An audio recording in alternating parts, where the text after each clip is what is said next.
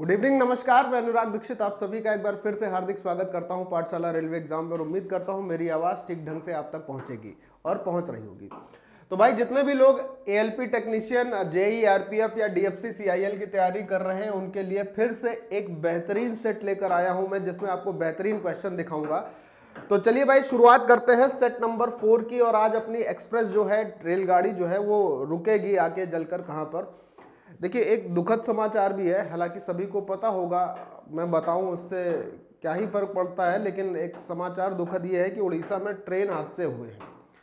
अभी ट्रेन हादसे क्यों हुआ है ना, इसके पीछे एक बहुत बड़ा रीज़न है जो कि मीडिया के द्वारा आप लोगों तक पहुंचाया नहीं जा रहा है। एक्चुअल में ये हादसा हुआ है लोको पायलट और एएलपी यानी असिस्टेंट लोको पायलट की कमी की वजह से उनको जबरदस्ती ओवर टाइम कराकर।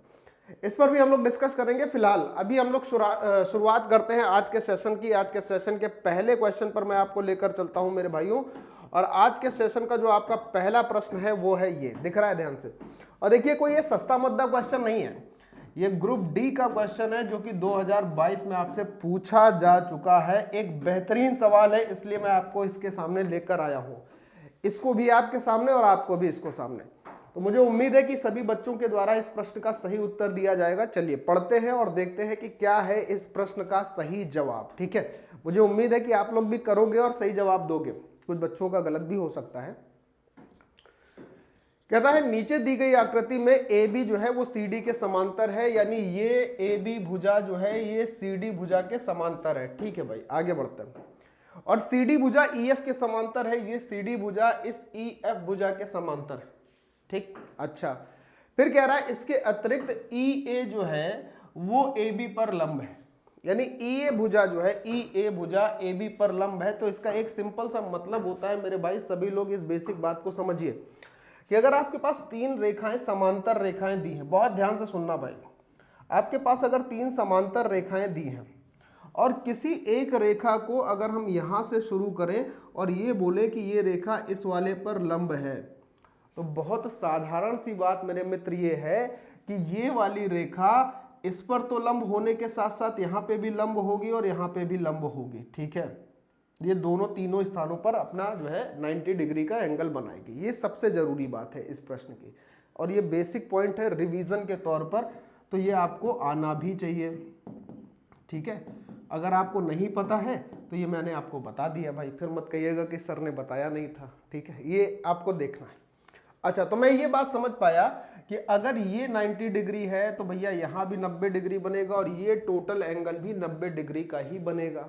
साधारण सी बात थी। ठीक है, अब कह रहा है एंगल बीजीडी जो है वो 62 डिग्री है। बहुत ध्यान से सुनिएगा, एंगल बीजीडी, तो बीजीडी यानी ये वाला कोण आपको 62 डिग्री दिया ही हुआ है, ये आपको दिखाई दे रहा होगा, एंगल 62 डिग्री का है। और सरकार आपसे पूछ रहा है कि ये जो W एंगल होगा ये कितना कोण होगा। कितना सरल सा प्रश्न है। समझने की बात क्या है कि भैया अगर ये वाला एंगल 62 डिग्री है तो साधारण सा कोई भी बच्चा दुनिया का बता देगा सर ये भी तो 62 डिग्री ही होगा। अब बच्चों के मन में प्रश्न उठेगा, भाई ऐसा क्यों होगा सर, ये कोई जरूरी है क्या? हाँ सर जरूरी है। देखिए कैसे, आपको ये भी पता है, रिवीजन का पॉइंट है कि अगर दो समांतर रेखाओं को एक तिर्यक रेखा काटती है तो यहां पर ये वाला जो कोण होगा वो इसके बराबर होता है, साथ ही में ये कोण इस कोण के बराबर होता है। क्यों? क्योंकि इसको हम लोग शीर्षाभिमुख कोण कहते हैं, अपोजिट एंगल कहते हैं। याद आया?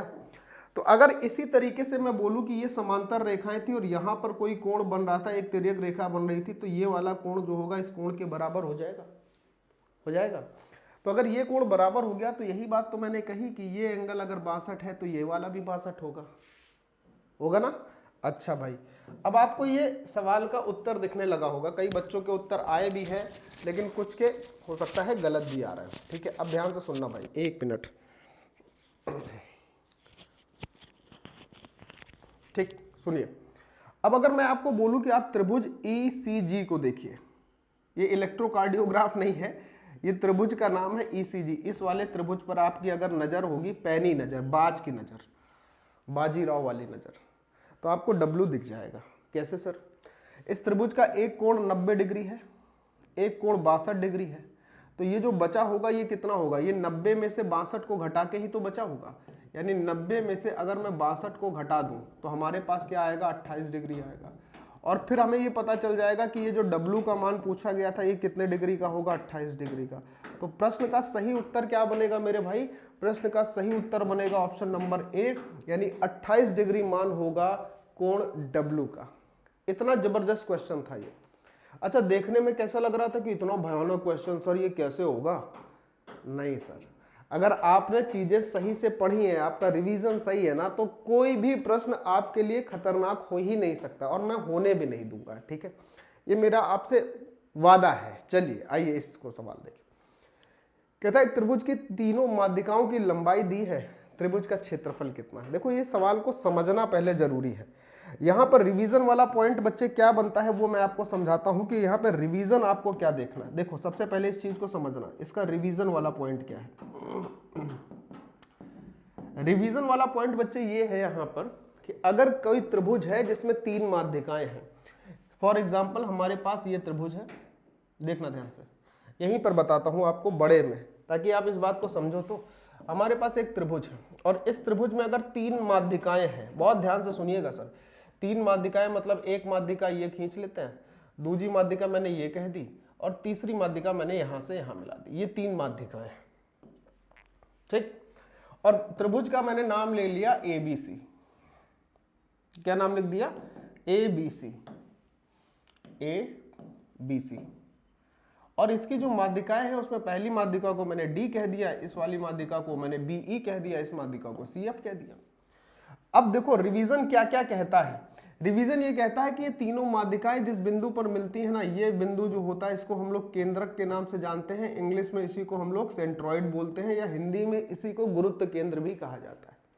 पहली बात। अच्छा, दूसरी बात सर ये है कि हमारे पास ये जो माध्यिकाएं होती है ना, रिवीजन बता रहा हूं, ये हमेशा 2 और 1 के रेशियो में डिवाइड होती है। माध्यिकाएं हमेशा किस रेशियो में डिवाइड होंगी, 2 और 1 के रेशियो में डिवाइड होंगी। माध्यिका हमेशा किस रेशियो में डिवाइड होती है, 2-1 के। किसके द्वारा, तो आप बोलोगे ये केंद्रक के द्वारा ही हमेशा 2 और 1 के रेशियो में डिवाइड होती है। कभी कभी आपसे ये क्वेश्चन पूछा जा सकता है, डायरेक्टली ये पूछा जा सकता है कि माध्यिकाओं को 2 और 1 में डिवाइड करने वाले बिंदु का नाम क्या होता है, तो आप बोलोगे कि माध्यिका हमेशा केंद्रक के द्वारा 2 और 1 के रेशियो में डिवाइड होती है। ठीक, अच्छा, इसमें जो बड़ा वाला हिस्सा होता है जो केंद्रक से कहां तक की कोण के बीच की दूरी को दिखाता है, वो होता है परिवृत्त की त्रिज्या। माध्यिका का जो बड़ा भाग होता है, देखना ध्यान से, ये रिवीजन है इसका बेटा, अभी तो सवाल बहुत चीजें हैं। 2 हिस्से होते हैं, किसका, एक बड़ा हिस्सा होता है और एक छोटा हिस्सा होता है। बड़ा हिस्सा केंद्रक से कोण के बीच की दूरी होती है, छोटा हिस्सा केंद्रक से भुजा के बीच की दूरी होती है। तो जो बड़ा पार्ट होता है वो कहलाता है कैपिटल R यानी परिवृत्त की त्रिज्या, छोटा वाला हिस्सा होता है वो कहलाता है स्मॉल वृत्त की त्रिज्या यानी कि छोटे वाले अंतःवृत्त की त्रिज्या, उसे स्मॉल r कहते हैं। ठीक, अच्छा, अब सर सुनिए, यहां पर मेन पॉइंट क्या है कि माध्यिकाएं दी थी 3, 6 और 5। अब माध्यिकाओं के द्वारा अगर किसी त्रिभुज का क्षेत्रफल निकालना है तो कैसे करेंगे, सुनिए ध्यान से। इन माध्यिकाओं से एक त्रिभुज बन रहा है और माध्यिकाएं हैं 3, 6, 5। सुनियो, तो बड़े त्रिभुज का जो क्षेत्रफल होता है, यानी कि अगर यहां पर ABC का क्षेत्रफल निकालना है तो ये माध्यिकाओं के क्षेत्रफल से कैसे बनेगा, लिखा जाता है 4/3। ये फॉर्मूला है, ये भी आपका रिवीजन वाला ही पार्ट है, बराबर 4/3 गुणे SM, और फिर यहां आता है SM माइनस M1 यानी पहली माध्यिका, फिर SM माइनस M2 यानी कि दूसरी माध्यिका, और तीसरा हिस्सा आता है इसका SM माइनस M3 यानी कि तीसरी माध्यिका। ये होता है। तो ये तो इसका फॉर्मूला है जो आपको हमेशा अपने दिमाग में फिक्स रखना ही रखना है। इसी से हम क्या निकालेंगे, इसका क्षेत्रफल निकालेंगे। ऐसे सारी चीजें आपको कोई बताएगा नहीं बच्चे, एक एक पॉइंट करके उसके साथ उससे रिलेटेड फैक्ट। तो अगर आपको ये चीजें समझ आती हैं, अच्छी लगती है, तो सेशन को लाइक और शेयर जरूर कर देना। ठीक है, चलो अब हमको देखना है कि सर SM क्या है यहाँ पर। तो ये SM जो होता है ना, ये माध्यिकाओं का आधा हिस्सा होता है, माध्यिकाओं के योग का आधा हिस्सा, यानी कि M1 प्लस में M2 और प्लस M3 का आधा भाग SM कहलाता है। ठीक है, तो माध्यिकाएं क्या क्या है ऐसे हम निकालेंगे अगर हम, तो माध्यिकाएं क्या क्या थी, 3 थी, 6 थी और 5 थी। तो 6 5 11 3 14/2 का मतलब SM का मान आपके पास 7 आ गया। SM का मान कितना आ गया, 7। अब अगर SM का मान 7 आ गया तो M1 M2 M3 दिया ही था, M1 3, M2 6, M3 5, वैल्यू रख देनी है। तो 4/3 एज इट इज, इसको टच करने की आवश्यकता बिल्कुल नहीं है, ये 4/3 आ गया मेरे भाई रूट के अंदर। SM का मान आप कितना निकाले हो, 7, तो ये 7 आ गया। SM यानी 7 में से M1 यानी 3 घटाओगे तो 7 में से 3 घटाओगे तो 4, फिर 7 में से 5 घटाओगे तो 2, और फिर आखिरी में 7 में से 6 घटाओगे तो 1 आ गया। 7 चौको 28, 28 दूनी 56, 56 एकम 56। यानी अगर हम देखें तो हमारा आंसर क्या बनेगा, हमारा आंसर बनेगा त्रिभुज के क्षेत्रफल के लिए कि 4/3 और रूट के अंदर 56। ये आपके प्रश्न का आंसर बन जाएगा, उत्तर बन जाएगा, दिस इज द आंसर। और ऑप्शन नंबर सी आपका सही जवाब होगा। बोलिए आया भाई सभी को? एक एक पॉइंट क्लियर है कि नहीं है, बताओ हाँ या ना, स्पष्ट है? और एक चीज और बता दूं रिवीजन के ही तौर पर, ऐसा कोई जरूरी नहीं कि ये त्रिभुज हमेशा समबाहु त्रिभुज हो। भाई माध्यिकाएं तो किसी भी त्रिभुज के लिए हो सकती हैं, बस याद ये रखना है माध्यिकाओं को केंद्रक के द्वारा 2 और 1 के रेशियो में डिवाइड किया जाता है, जो इसका इंपॉर्टेंट पार्ट था। और माध्यिकाओं के द्वारा अगर हमें बड़े वाले त्रिभुज का क्षेत्रफल निकालना है तो उसके लिए हम इसका यूज करते हैं।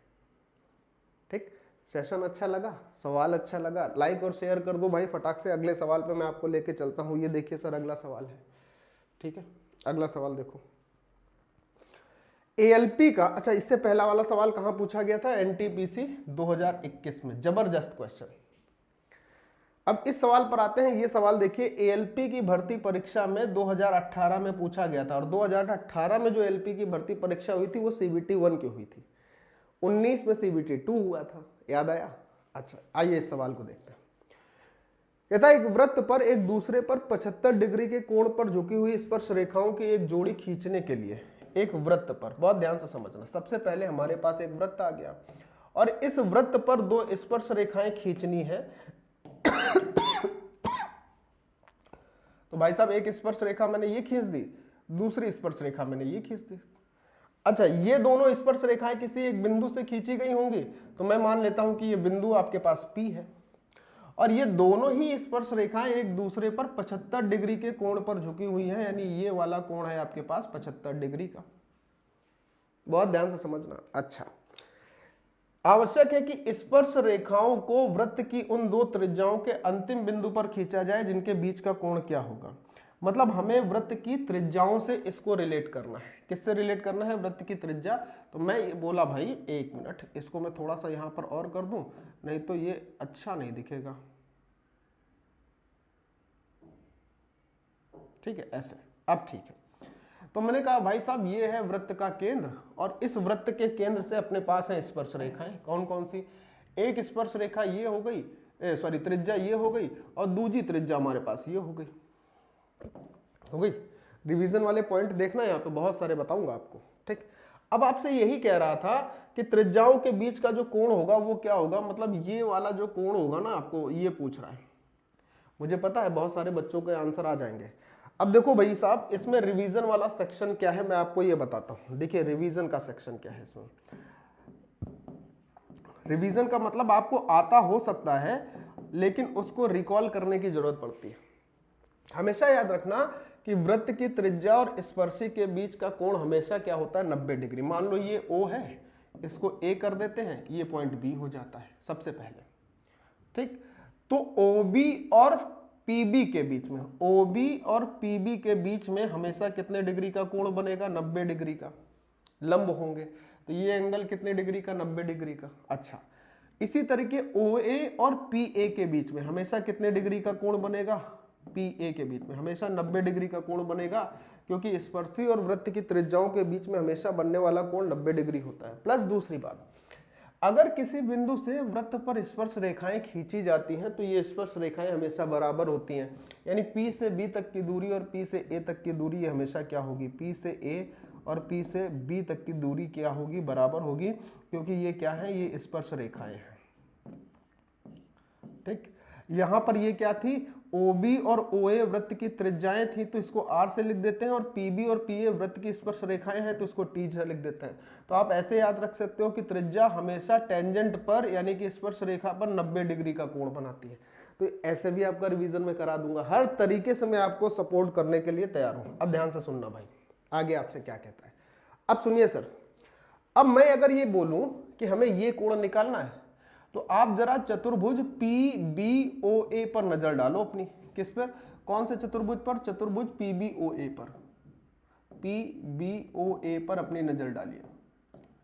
PBOA में ये 90, ये 90, ये 75, तो ये बचा हुआ क्या होगा, तो आप बोलोगे सर 90 90 180, 180 यहां हो गया, तो 180 में अगर हम 75 घटा देंगे तो ये वाला कोण अपने पास आ जाएगा 105 डिग्री। कितना आ जाएगा, 105। ऐसा क्यों आ गया सर, आपने इसको 180 में क्यों घटा दिया, भाई चतुर्भुज के चारों कोणों का योग होता है 360, तो 360 में 90 90 ये हो गया, 90 प्लस 90, और एक कोण आपके पास 75 हो गया। अब आपको चौथा कोण अगर निकालना था तो उसको मैं थीटा बोल देता हूं, और चतुर्भुज के चारों कोणों का योग होता है 360 अंश।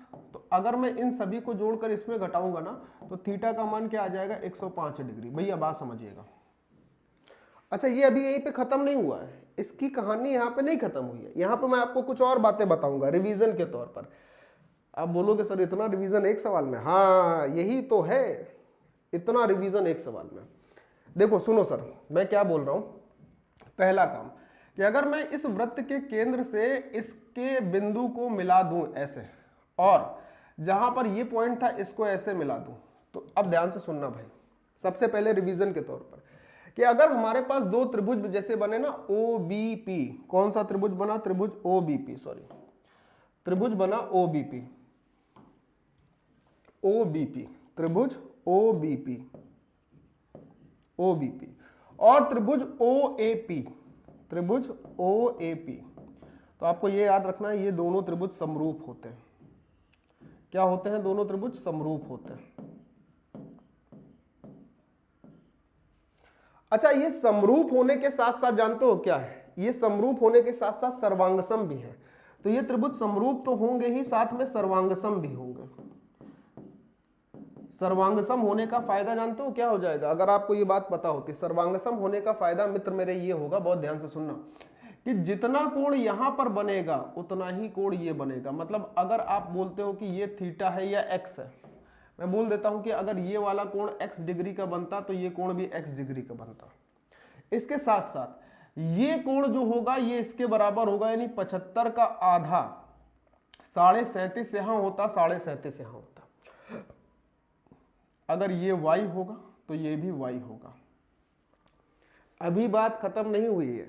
अच्छा सर, अभी और भी कुछ बाकी है? जी हाँ, बाकी है।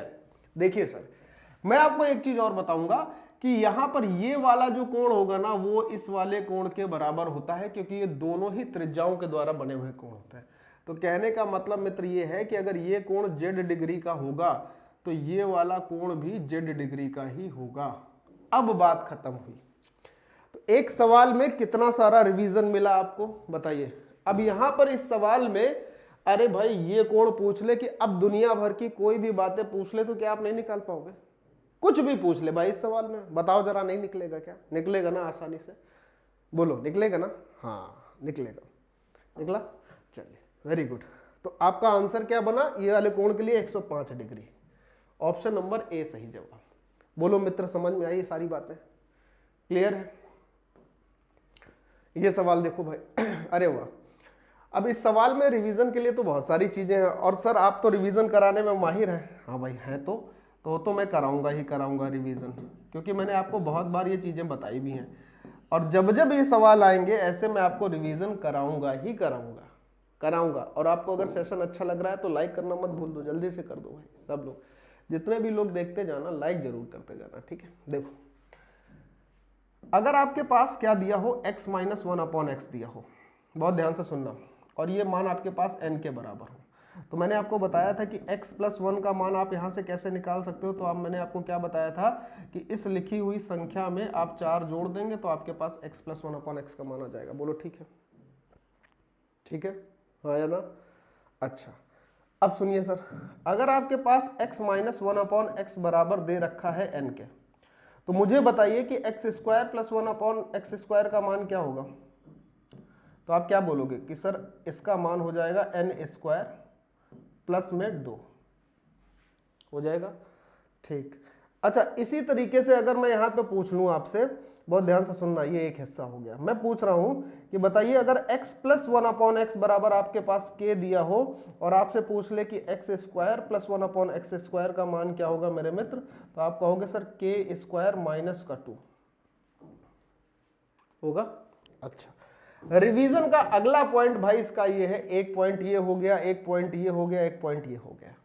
इतनी सारी चीजें अगर एक क्लास में रिवीजन में मिलती हैं तो मुझे लगता है कि सबसे अच्छी क्लास कहलाएगी, है ना। अब देखो अगर मैं आपसे कहूं कि मुझे बताओ भाई कि अगर x प्लस 1 अपॉन एक्स बराबर आपके पास k दे रखा है और आपसे कहे कि x cube plus 1 upon x cube का मान क्या होगा, तो आपका आंसर क्या होगा। बोले सर हमारा आंसर तब होगा कि हम k का क्यूब कर देंगे और इसी में k का 3 गुना घटा देंगे, होगा ना। चौथा पॉइंट ये हो गया रिवीजन वाला।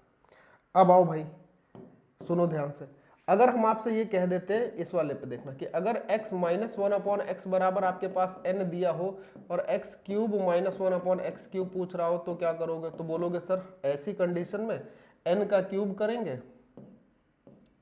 और इसी में इसका 3 गुना जोड़ देंगे। जोड़ेंगे कि नहीं जोड़ेंगे। बोले हाँ सर। अभी सोच रहे हो कि रिवीजन खत्म हो गया ना, कैसे खत्म हो गया, सुनो ना ध्यान से, अभी तो नहीं। अब रिवीजन का अगला पॉइंट देखो, जो मेन पॉइंट है। अगर आपको दिया हो कि x की पावर 2, बहुत ध्यान से सुनिएगा, x की पावर 2 प्लस 1 अपॉन एक्स की पावर 2 यानी x square plus 1 upon x square बराबर आपको n दिया हो, और मैं अगर आपसे पूछूं कि मुझे बता दो भाई कि x माइनस 1 अपॉन एक्स क्या होगा यहां से, तो क्या जवाब होगा। अब देखिए कितने बच्चों का रिवीजन वाला हिस्सा आपको लगता है कि आपको आता है। बताओ अगर मैं ये पूछ दूं कि ये दिया है तो अब इसका मान क्या होगा मेरे भाई, तो आप क्या बोलोगे। अब इसका मान क्या हो जाएगा, जल्दी से बताओ। ये हो जाएगा रूट के अंदर, किसके अंदर, रूट यानी वर्गमूल के अंदर, ध्यान से सुनना, n प्लस 2 क्या हो जाएगा, n प्लस 2। याद आना चाहिए ये बात। अब मैं बोलूंगा कि सवाल के रिवीजन का काम खत्म। अब मैं आता हूं सवाल पर। देखो 1 2 3 4 5 6 पॉइंट एक सवाल में रिवीजन के तौर पर। मुझे कोई वो शौक नहीं था, ये सवाल आता मैं आपको बता के निकल जाता अगले सवाल पर लेकर आपको, लेकिन एक सवाल में 6 सवाल तो मैंने आपको पहले ये बता दिए। अब 7वां सवाल मैं आपको और बताऊंगा। देखो ध्यान से, देखो सवाल में क्या दिया है मेरे मित्र कि x की पावर 4 प्लस 1 अपॉन एक्स की पावर 4 आपको दे रखा है किसके बराबर, 322 के बराबर। अच्छा मैं अगर यहां से पूछूं कि भाई मुझे बता दो कि x की पावर 2 माइनस 1 अपॉन एक्स की पावर 2 बराबर क्या आएगा, तो आपका जवाब क्या होना चाहिए। जिससे एक्स स्क्वायर से पावर हम आधी आए, पहले पावर 2 थी फिर आधी आए, तो उसके लिए ये किया है। तो यहाँ पे भी पावर दुगनी से हम आधी पे आ रहे हैं, तो हमको क्या करना है, रूट के अंदर, ध्यान से सुनिएगा, 322 प्लस 2 कर देना है। तो x ये आपका जो बन जाएगा, ये बन जाएगा आपके पास x square minus 1 upon x square बन जाएगा। कितना बनेगा x square minus 1 upon x square, तो आप क्या बोलोगे भाई, 322 प्लस 2 324 का वर्गमूल 18 बन जाएगा। बोले हाँ सर बन जाएगा। अब सुनो भाई, अब यहां से आपको आना है x माइनस 1 अपॉन एक्स पर। अब की माइनस से माइनस पर आना है, जैसे यहां से क्या हुआ था, प्लस से माइनस पर आए थे। इसको भी ध्यान दो। अगला एक और रिवीजन, अब की बार अगर आपको दिया होता कि x square minus 1 upon x square दिया हो बराबर के दिया हो, और आपसे कह दे कि x माइनस 1 अपॉन एक्स बराबर क्या होगा, यानी पहले प्लस से माइनस पर आ रहा था, माइनस से माइनस पर आएंगे, तो क्या करोगे, k माइनस 2 लिख लोगे। क्या कर लोगे, k माइनस 2। तो यहां पर अगर मैं बात करूं कि हमें x माइनस 1 अपॉन एक्स चाहिए, तो हम क्या करेंगे, रूट के अंदर इसी 18 में से 2 घटा देंगे। तो 18 में से 2 घटेगा तो बचेगा 4, 16 का वर्गमूल क्या हो जाएगा, 4, यानी इसका मान आपके पास 4 आ गया, यानी x माइनस 1 अपॉन एक्स 4 आ गया। अब आपको चाहिए x cube minus 1 upon x cube. देखो अगर x minus 1 upon x n है तो x cube minus 1 upon x cube ये होता है। तो यहां से अगर मुझे x cube minus 1 upon x cube चाहिए तो भाई मुझे क्या मिलेगा, मुझे मिलेगा भाई 4 का क्यूब और प्लस में 4 का 3 गुना इसमें और 4 का क्यूब 64 प्लस 12 76 आपका सही जवाब है। आंसर आ गया होगा सभी बच्चों का मुझे पता है, लेकिन एक सवाल में इतना रिवीजन अगर आपको मिले, ये भी तो रिवीजन ही है, तो क्या कोई बुराई है? बताइए, है कोई बुराई? ये भी रिवीजन हो गया, इतना रिवीजन हो गया। 2 2 4 1 5 6 7 और 8 सवाल एक में, एक सवाल में 8 सवाल। जीएस में आपने ये चीज देखी होगी कि वह व्यक्ति क्या करता है कि एक क्वेश्चन का रेफरेंस लेके बहुत सारी चीजें बताता है, उसमें समझता है। मैथ्स की शायद ही आपको पहली क्लास मिले जिसमें एक सवाल के रेफरेंस पे आपको 7 8 सवाल कराए रहे। अगला सवाल देखो, आइस शबाश, देखो ध्यान से, ग्रुप डी 2022, ध्यान से देखना है, ठीक है। क्या कहता है, एक द्विघात समीकरण के मूलों का योग और गुणनफल q अपॉन पी और आर स्क्वायर अपॉन क्यू है, जहां p, q 0 नहीं होने चाहिए। तो द्विघात समीकरण और द्विघात समीकरण के विविक्त कर क्या होंगे?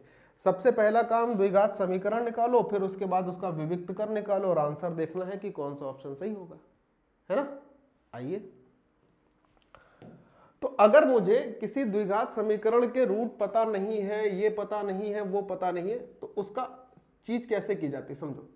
अगर हमने कहा कोई द्विघात समीकरण है जिसके मूल हैं अल्फा और बीटा, तो ये समीकरण कैसे बनता है? आप बोलोगे कि एक्स स्क्वायर माइनस, यहां पर होता है मूलों का योग यानी alpha plus beta into x, और प्लस में क्या होता है मूलों का गुणनफल यानी अल्फा इंटू बीटा बराबर 0। ये रिवीजन वाला पार्ट है, ये क्या है, रिवीजन वाला पार्ट है। मुझे पता है ये आपको आता होगा, लेकिन रिवाइज हो जाए तो क्या बुराई, रिवीजन। एक सवाल से कई सवाल का ये होता है। अब भाई साहब यहां पर मूलों का योग आपके पास दिया है q अपॉन पी और मूलों का गुणनफल दिया है r अपॉन क्यू, तो यही मान तो उठा के यहां रख देने हैं केवल, बोलो हाँ या ना। तो क्या मिलेगा आपको पास, एक्स स्क्वायर माइनस मूलों का जो योग है वो है q अपॉन पी, तो q upon P into x, और मूलों का जो गुणनफल दिया है वो दिया है आर स्क्वायर अपॉन क्यू बराबर में 0। अब जरा इसको सॉल्व कर ले तो पी क्यू एलसीएम के रूप में आ जाएगा, तो पी क्यू का गुणा इसके साथ हो जाएगा, यानी कि P Q x square minus, यहां पी क्यू एलसीएम में पी से पी खत्म हो जाएगा, क्या मिलेगा, क्यू स्क्वायर एक्स प्लस, यहां एलसीएम जो था पी क्यू में क्यू खत्म हो जाएगा तो आपके पास आ जाएगा पी आर स्क्वायर बराबर 0। तो हमारे पास जो द्विघात समीकरण बना मेरे भाई, वो द्विघात समीकरण क्या बना है, द्विघात समीकरण बना P Q x square minus Q square x plus P R square. तो सबसे पहले तो ये चेक करो कि किस ऑप्शन में दिया है, पी क्यू एक्स स्क्वायर के बाद माइनस होना चाहिए, ये आंसर खत्म हो गया। पी क्यू एक्स स्क्वायर नहीं है, ये आंसर खत्म हो गया। पी क्यू एक्स स्क्वायर के बाद माइनस होना चाहिए, ये भी खत्म हो गया सीधे सी आंसर। लेकिन अब अगर हमें विविक्त कर निकालना ही है तो हम निकालेंगे, है ना। अब देखो विविक्त कर होता क्या है, कर, विविक्त कर, इसको इंग्लिश में बोलते हैं डिस्क्रिमिनेंट और लिखा जाता है इसको डी से, और d बराबर क्या होता है, d बराबर होता है बी स्क्वायर माइनस 4ac। क्या होता है, बी स्क्वायर माइनस 4ac। इसका काम क्या होता है विविक्त कर का, कई सारे बच्चों को ये बात नहीं पता होगी। विविक्त कर का मान होता है कि समीकरण का निर्धारण, मूलों का निर्धारण क्या हो, मूलों की प्रवृत्ति बताने के लिए, नेचर ऑफ रूट्स बताने के लिए। अगर इसका मान 0 से बड़ा होता है तो मूल वास्तविक होते हैं और अलग अलग होते हैं। अगर इसका मान 0 के बराबर होता है तो भी मूल वास्तविक होते हैं लेकिन सेम होते हैं। अगर इसका मान 0 से छोटा होता है तो मूल काल्पनिक होते हैं और अलग अलग होते हैं, ठीक। तो इसका काम क्या होता है, मूलों का निर्धारण, मूलों की प्रवृत्ति को निर्धारित करता है। अच्छा, अब देखो सर b का मान क्या है, तो b का मान है माइनस क्यू स्क्वायर, तो हमने यहाँ क्या लिखा, हमने लिखा माइनस क्यू स्क्वायर का होल स्क्वायर, फिर माइनस 4ac। 4 क्या है, 4 है, a कितना है, तो आप बोलोगे सर a तो है एक्स स्क्वायर का गुणांक यानी पी क्यू, और सी क्या है, तो बोलोगे सर पी आर स्क्वायर है। क्या है भाई, पी आर स्क्वायर। जब गुणा करोगे इसका स्क्वायर करोगे तो माइनस का स्क्वायर प्लस, लेकिन क्यू स्क्वायर का स्क्वायर करोगे तो क्यू की पावर 4 हो जाएगी। माइनस यहाँ पर आइए, 4 की जगह 4 लिख लीजिए। पी गुणे पी, पी स्क्वायर बन जाएगा, ये लो पी स्क्वायर बन गया। क्यू की जगह क्यू आ जाएगा और आर की जगह आप आर स्क्वायर लिख लोगे, तो ये इसका विविक्तकर हो जाएगा। और ये भी ऑप्शन नंबर सी में ही लिखा था, देखिए लिखा था कि नहीं लिखा था, p square r square into q. तो सही जवाब आपका क्या हो जाता, मतलब ये वाला ऑप्शन ही हो जाता, ऑप्शन नंबर बी। अच्छा, इसमें ऑप्शन कई सारे एक नंबर से लिख गए, कोई बात नहीं, ठीक है। तो सही जवाब ये होता आपका। बोलो मजा आई सवाल में। हालांकि इसमें बहुत सारी चीजें लिखने की जगह नहीं थी, लेकिन मैंने मुंह से बोलकर आपको बहुत सारी चीजें बताई हैं। सेशन लाइक और शेयर मत करना मत भूलो मेरे भाई, बहुत मेहनत लगती है जब मैं सारी चीजों को आपको समझाता हूं, बताता हूं। ठीक है, आज संडे भी मैं आपको क्लास दे रहा हूं। अगला सवाल देखो भाई, और कोई लोलू पोलू सवाल नहीं है भाई, आप देख लो, लोलू पोलू सवाल नहीं, हर एक सवाल किसी न किसी चीज को इंडिकेट कर रहा है कि एएलपी की परीक्षा 2018 में पूछा गया था, यानी सीवीटी 1 में। इससे बच्चे भागते हैं, कहने लगे सर डीआई पूछ दी। अरे डीआई आती है तुम्हारे पेपर पे, कौन सा पेपर रेलवे का ऐसा है जिसमें डीआई नहीं पूछी जाती है? एएलपी में सामने इस पर प्रमाण है, अभी ग्रुप डी हुआ था, सामने प्रमाण था, एनटीपीसी सामने प्रमाण है, आरपीएफएसआई सामने प्रमाण रहेगा, डीएफसीसीआईएल सामने प्रमाण रहेगा, जेई में रहता ही है। तो कौन सा ऐसा भाई रेलवे का एग्जाम है जिसमें आपसे डीआई ना पूछी जाती हो? सब में पूछी जाती है। और करने का सही तरीका आपको पता होना चाहिए। डीआई ये जानते हो 4 से 5 सेकंड का है, मुश्किल से मुश्किल 10 सेकंड का खेल होता है, अगर आपको वास्तविकता में करना आता है। और जिन बच्चों को नहीं करना आता है ना, उनसे मेरा अभी निवेदन है, अभी भी टाइम है मेरे भाई, आप इस बैच में, मैथ्स के बैच में इनरोल कर लीजिए। आपके पास सही समय है इनरोल करने का, आप कर सकते हैं, सारी चीजें कर लोगे, विश्वास मानो मेरी इस बात का, विश्वास मानो। आओ देखो सवाल। ये एक सारणी दी है, इसमें 4 विद्यार्थी दिए हैं। ये विद्यार्थी हैं WXYZ, और ये इनके विषय दिए हैं फिजिक्स, केमिस्ट्री, बायो और मैथ। ठीक, ये इनके विषय दिए।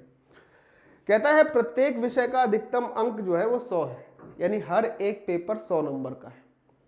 यानी अगर फिजिक्स 100 नंबर का है तो उसमें W के 100 में से 70 नंबर आए हैं, केमिस्ट्री में W के 100 में 90 नंबर आए हैं, इसमें इतने नंबर आए, मैथ में इतने नंबर आए 100 में से। तो कह रहा है PCMB यानी कि सभी सब्जेक्ट में संयुक्त रूप से, यानी कॉमनली एक साथ सबसे उच्चतम प्रतिशत अंक किसने हासिल किए। अब एक ये जो शब्द लिख दिया है ना, ये बच्चों को बड़ा कंफ्यूज कर देगा। उन्हें लगेगा भाई प्रतिशत पूछा है तो हम प्रतिशत निकालेंगे, बिना प्रतिशत के वो काम नहीं करेंगे। उन्हें कहेगा हम प्रतिशत निकाल के ही आंसर मानेंगे, ऐसे नहीं मानेंगे। मेरे भाई मैं आपसे क्या कहना हूं, ध्यान से सुनना, छोटी सी बात, आप अभी समझ जाओगे। देखो क्या है कि 2 लोग हैं, एक है घनश्याम और एक है राम। दोनों को 10-10 रुपए मिलने थे। सुनना ध्यान से, घनश्याम को एक बार 1 रुपया मिल गया, एक बार 2 रुपया मिल गया, एक बार 5 रुपया मिल गया। ठीक, राम को एक बार 3 रुपया मिला, एक बार 0.5 यानी 98 मिली, और एक बार इसको और 4 रुपए मिल गए। अब बताओ किसको ज्यादा प्रतिशत रुपया मिला है? तो आप क्या करोगे, ऐसे करोगे क्या कि 5, 2, 7 और 1, 8, इसको 8 रुपए मिला है 10 में, तो हम देखेंगे कि ये 80% है। फिर इसको देखें कि 4, 3, 7, 7.5 रुपए मिला है इसको 10 में, तो ये 75% है। ऐसा करेंगे क्या? इतना करने की जरूरत है क्या? नहीं सर, क्यों नहीं है? वो इसलिए नहीं है भाई कि जिसका योग ज्यादा होगा, क्योंकि मैक्सिमम तो उतना ही है ना नंबर, इस सबको काउंट किस में करना है? 10 में ही तो करना है। अभी इसकी बात कर रहे हैं, उसकी बात बाद में करेंगे। सबको 10 में ही तो काउंट करना है। तो जिसको ज्यादा रुपया मिलेगा उसको प्रतिशत ज्यादा होगा, जिसको कम रुपया मिलेगा उसका प्रतिशत कम होगा। सिंपल सी बात हो गई। अब आपका सवाल उत्तर हो जाएगा आपको, मुझे पता है कि अब आपका आंसर आ जाएगा। तो W को देखो टोटल कितने नंबर मिल रहे हैं। अब क्या है, W को अगर नंबर देखना है तो ऐसा मत करना कि सब कुछ जोड़ने लगोगे तब आंसर आएगा। सुनो ध्यान से, W के नंबर कैसे देखोगे? इकाई वाले अंक केवल तुम जोड़ते चलो। 9, 7, 16, 16, 5, 21, 21 और 8, 29 में सिर्फ 29 लिख रहा हूं, बस काम खत्म। हम दाही वाले अंक ही जोड़ रहे हैं, इकाई वाले जोड़ेंगे ही नहीं। ठीक है, x के लिए देखें 8 5 13, 13 और 9 22, 22 और 6 28 नंबर मिल रहे हैं। हम y के लिए देख रहे हैं 6 2 8, 8 9 17, 17 और 4 21 मिल रहा है। उसके बाद 9 8 17, 17 4 21, 21 और 6 27 मिल रहा है। तो आप मुझे बताओ सबसे ज्यादा नंबर किसके हैं दाही अंकों को जोड़ने पर? W के 29 मिल रहे हैं। तो सबसे ज्यादा प्रतिशत भी किसका होगा? W का। तो W का प्रतिशत जो अंक होंगे वही उच्चतम होंगे। W के प्रतिशत अंक ही क्या होंगे? उच्चतम होंगे, यानी हाईएस्ट होंगे। और अगर इसके प्रतिशत अंक उच्चतम होंगे, हाईएस्ट होंगे, तो हमारा आंसर क्या होगा कि W को सर सबसे ज्यादा प्रतिशत अंक मिले हैं, यानी कि D इसका सही जवाब हो जाएगा। कौन सा ऑप्शन? डी ऑप्शन बिल्कुल करेक्ट आंसर होगा। अब मजा आई इस DI के सवाल में। अगर ये बात आपको पता होती तो क्या आप जोड़ा घटाना जितना किए कैलकुलेशन कर रहे होगे उतना करोगे? और अब भविष्य में भी नहीं करोगे, आप ये कोशिश करोगे। देखो सीखने का क्या मतलब होता है, फायदा क्या होता है, आप भविष्य में भी ये देखोगे अगर कोई DI ऐसी आती है, क्या हम जो सर ने बताया था इसको ऐसे देख सकते हैं क्या?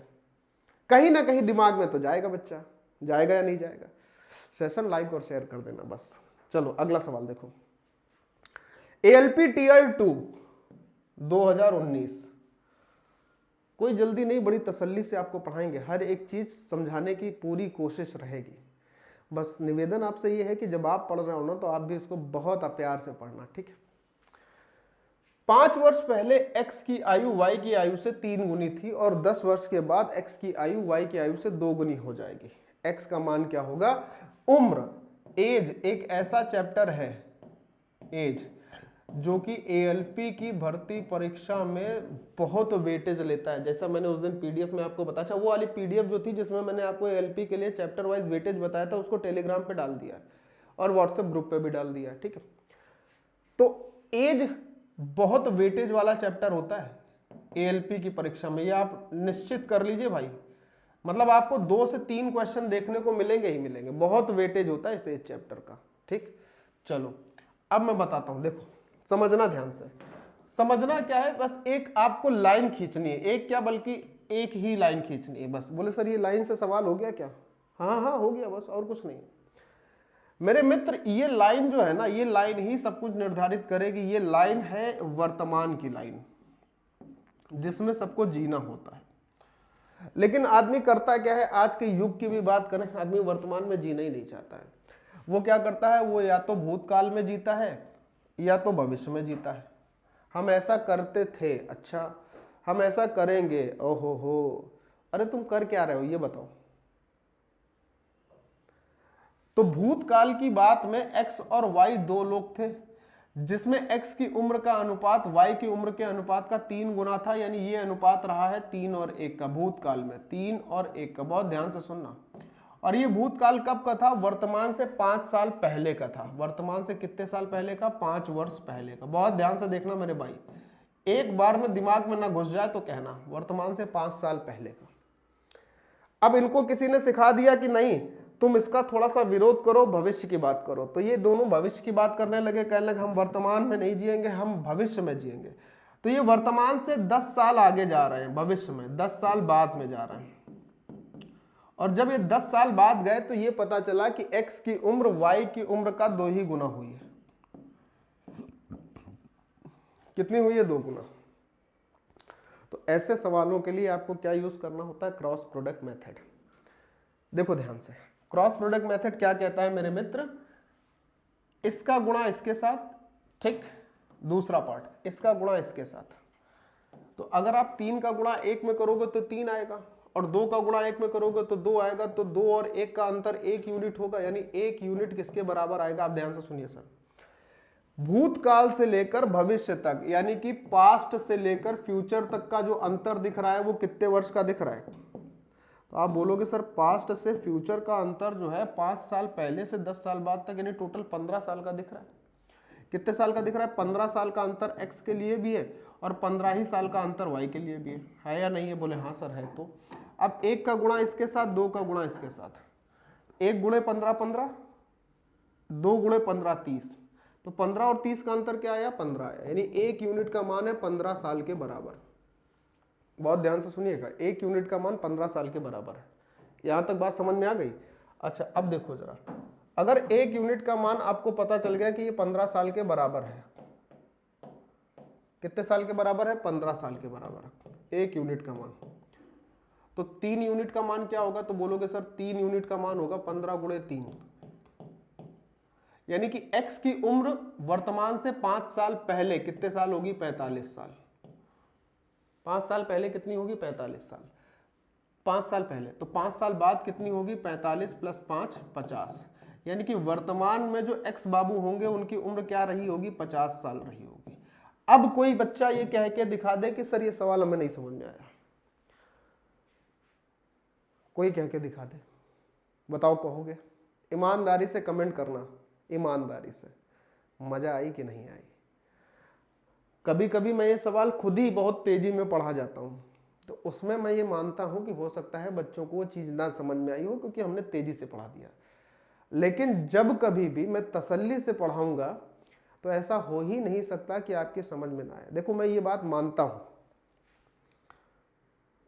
कि हो सकता है कि जब मैं पढ़ाऊं तो कुछ चीजें ऐसी हो जो आपकी समझ आने से छूट जाए, लेकिन मैं ये भी गारंटी से कहता हूं कि अगर मैं आपको मैथ पढ़ा रहा हूं, मेरे मैथ पढ़ाने से आपको मैथ समझ नहीं आई, तो मैं ये गारंटी से कह सकता हूं कि दुनिया का कोई भी व्यक्ति आपको मैथ पढ़ा ले, आपको समझ फिर नहीं आएगा। इसके लिए आपको अपने दिमाग का स्तर जो है वो इस प्रकार से सोचने के लिए रखना है कि हमें पढ़ना है, तब आप हर एक चीज को बहुत अच्छे से कनेक्ट करके पढ़ पाएंगे। ठीक है, चलिए अगले सवाल पर आ जाए। देखो भाई सवाल नंबर नेक्स्ट 11 ALP। अब ये सवाल देखिए सर, बहुत सारे बच्चों की समस्या ये होती है कि सर ये सवाल हमें आता ही नहीं है। ऐसे सवाल जब आता है तो हम पेपर में फंस जाते हैं। अब आज के बाद फंसना तो बताना तुम ऐसे सवालों में। ठीक, पढ़ें। 6 दिनों के लिए एक बिक्री कार्यक्रम के लिए समित को कुछ धनराशि दी गई थी। कहा गया था खर्च कर लेना 6 दिन के लिए, लेकिन इस कार्यक्रम को बाई चांस क्या हुआ, समित को 4 दिन और बढ़ाना पड़ गया। ठीक है, जिसके कारण उसके प्रतिदिन का औसत यात्रा भत्ता घट के 56 रुपए रह गया। मतलब जब उसका कार्यक्रम 6 दिन का था तो उसका प्रतिदिन का जो खर्चा होता था वो कुछ होता होगा, लेकिन जब उसे अपने यात्रा काल को उसी पैसे में 4 दिन बढ़ाना पड़ गया तो अब उसका डेली खर्चा सिर्फ 56 रुपए रह गया है।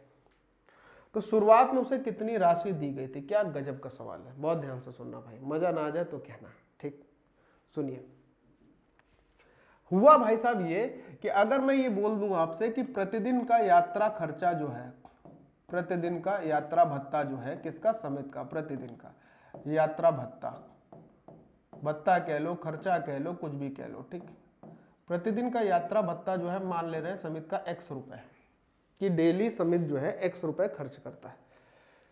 अभी तो मैं आपको X से बता रहा हूं, फिर मैं आपको शॉर्ट भी बताऊंगा, हालांकि ये भी बहुत शॉर्ट है। तो अगर उसको 6 दिन की यात्रा करनी है किसको? समित को, और प्रतिदिन उसको X रुपए खर्च करना है, तो वो टोटल कितना खर्च करेगा? टोटल वो 6X खर्च करेगा। बोलो हाँ या ना? बोले हाँ सर करेगा, करेगा ना? ये पहली कंडीशन हो गई। अब दूसरी कंडीशन देखिए, उसको अपना यात्रा 4 दिन बढ़ानी पड़ी। जो यात्रा पहले 6 दिन की थी अब वो 4 दिन अगर बढ़ा देगा तो अब यात्रा कितने दिन की हो जाएगी? बोले सर 10 दिन की हो जाएगी। लेकिन अब उसका जो यात्रा भत्ता है वो घटकर कितना हो गया? 56 रुपए डेली से घट गया। तो पहले अगर उसे X रुपए भत्ता मिलता था और अब उसका भत्ता 56 रुपए डेली घट जाएगा, तो पहले से इतना घट जाएगा।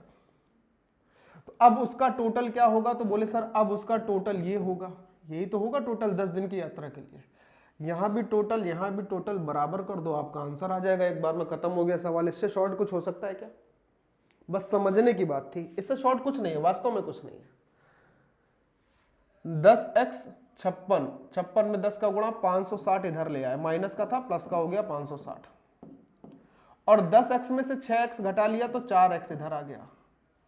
यानी जो बढ़े हुए 4 दिन हैं उस 4 दिन बढ़ने के कारण ही 56 रुपए 10 दिन के हिसाब से 560 रुपए कम हुआ था। यानी 4x का मान कितना है?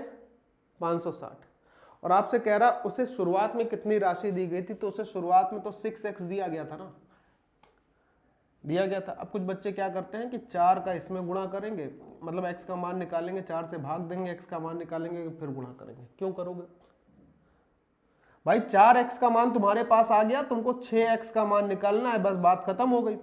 अब देखो 4x से 6x का मतलब 1.5 गुना हिस्सा हो रहा है। कितने गुना हो रहा है? 1.5 गुना। तो भाई अगर इधर 1.5 गुना हो रहा था तो इधर भी तो आपको 1.5 गुना ही करना है। ये सारी चीजें अगर आप नहीं सीखते हो अभी, तो फिर आप सीखते क्या हो? सबसे बड़ी चीज ये है। कुछ होगा कि सर ये कौन सी बड़ी चीज है? सर ये बड़ी चीज है।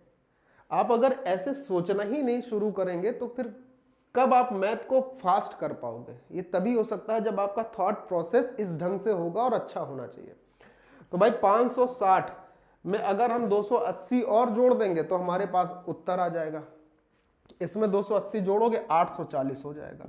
यानी शुरुआत में समित को टोटल कितनी धनराशि दी गई थी? 840 रुपए दी गई थी। ऑप्शन सी आपका सही जवाब है। बोलिए, ठीक है, मजा आई।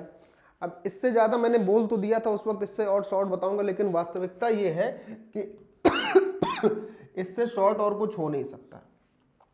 अगर इस सवाल को आप ऑप्शन से भी करेंगे ना सर, तो भी आपको देखना पड़ेगा, क्योंकि आपको ऑप्शन चुनने पड़ेंगे कि 6 से कटने वाला कौन सा ऑप्शन हो। तो 6 से कटने वाला तो अपने पास ये भी था, ये भी था, ये भी था, और ये नहीं था, बस 6 से कटने वाला। इसको ही हटा लेते, बाकी 3 में तो चुनना पड़ता ना। तो इससे वास्तव में बहुत कम समय लगा। भले ही इसमें x है, लेकिन फिर भी क्या है, इस समय आपको बहुत कम लेगा। क्लियर है? अच्छा, नेक्स्ट क्वेश्चन ये आ जाते हैं भाई, देखो ध्यान से। वाह, 1 नंबर सवाल है, लेवल 5 यानी कि CBT 2 NTPC का सवाल है 2022 का। लेवल 5 तो CBT 2 में ही होता है ना। ठीक, 2022 का सवाल है, जबरदस्त सवाल।